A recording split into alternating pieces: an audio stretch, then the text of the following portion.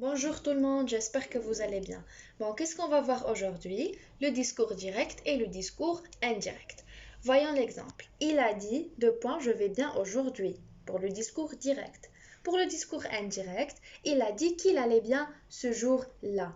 Bon, regardons que se passe-t-il du discours direct au discours indirect. Alors, je devient il, parce que ce sont des paroles rapportées. V, aller au présent devient aller. Bon, le présent devient imparfait. Et aujourd'hui devient ce jour-là. Alors, qu'est-ce qu'on conclut? Bon, pour que la transformation du discours direct au discours indirect soit correcte, il faut bien maîtriser trois choses. Premièrement, les échanges des personnes, je devient il. Deuxièmement, les échanges des temps verbaux, présent devient imparfait. Et enfin, les échanges des adverbes et des indicateurs de temps, comme par exemple aujourd'hui devient ce jour-là. Les échanges des personnes. Si le sujet de la phrase du discours direct est à la première personne du singulier ou du pluriel, que se passe-t-il? Je ou nous prend la même personne que le sujet du verbe introducteur. Comment? Comme par exemple, il a dit je vais bien. Bon, je, première personne du singulier. Le sujet du verbe introducteur, c'est il. Donc, directement, je va devenir il et on va obtenir il a dit qu'il allait bien. Qu'il allait bien. Alors, que se passe-t-il avec tu ou vous? Si le sujet de la phrase du discours direct est à la deuxième personne du singulier ou du pluriel, c'est-à-dire tu ou vous, le sujet se met à la même personne que le COI, le complément d'objet direct du verbe indirect plutôt du verbe introducteur. Comment? Il me demande, viendrais-tu à l'école? Alors, on a tu. Il demande à qui? À moi. Donc, tu va devenir je. Et on va obtenir, il me demande si je viendrai à l'école.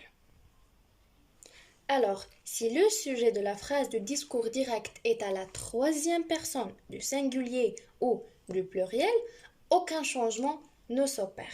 Comme il a dit Khadija est sérieuse. Aucun changement ne s'opère. Il a dit que Khadija était sérieuse. Mais et devient était. Bon, maintenant, on va voir les échanges des temps verbaux. Bon, pour les échanges des temps verbaux, on a trois cas. Premièrement, si le verbe introducteur est au présent ou au futur. Aucun changement ne s'opère. Le présent reste présent, l'imparfait reste imparfait. Comme par exemple, il dit, présent, je vais bien. On a le verbe aller au présent. Il va rester au présent, il dit qu'il va bien. Pour le deuxième cas, si le verbe du discours direct est au mode impératif, qu'est-ce qui se passe? Il faut remplacer l'impératif par l'infinitif précédé par une préposition et on fait presque toujours deux. Quand par exemple, il lui dit viens chez moi pour le discours direct. Pour le discours indirect, il lui dit de venir chez lui. Préposition de plus l'infinitif du verbe.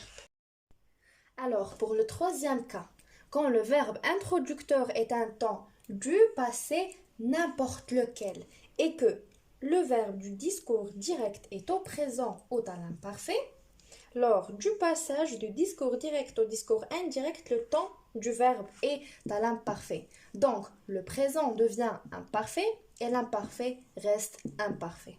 Pour le plus que parfait, le verbe du discours direct est au plus que parfait. Lors du passage du discours direct au discours indirect, le temps ne change pas. Plus que parfait reste plus que parfait. Comment on conjugue le plus que parfait? L'auxiliaire être ou avoir à l'imparfait plus le participe passé du verbe.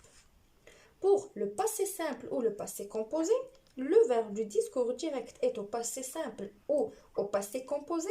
Lors du passage du discours direct au discours indirect, le verbe se met au plus que parfait. Bon, pour le futur simple devient conditionnel présent.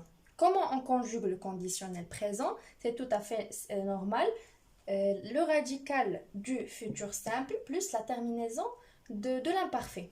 Pour le futur antérieur devient conditionnel passé. Comment on conjugue le conditionnel passé? L'auxiliaire être ou avoir au conditionnel présent plus le participe passé du verbe. Le conditionnel présent et le conditionnel passé gardent le même temps et le même mode. Alors, on va voir maintenant les échanges des adverbes et des indicateurs de temps. Aujourd'hui devient ce jour-là. Hier, le lendemain. Après-demain, le surlendemain. Avant-hier, avant-veille. La semaine prochaine, la semaine suivante. La semaine dernière, la semaine précédente. Lundi, le lundi. Dans quelques jours plus tard. Bon, il faut bien apprendre ces transformations pour bien maîtriser cette leçon-là. Pour ici devient là-bas. Cet endroit-là. Cette semaine-là. Alors, à ce moment, on a terminé notre leçon et on se voit à la vidéo prochaine, Inch'Allah.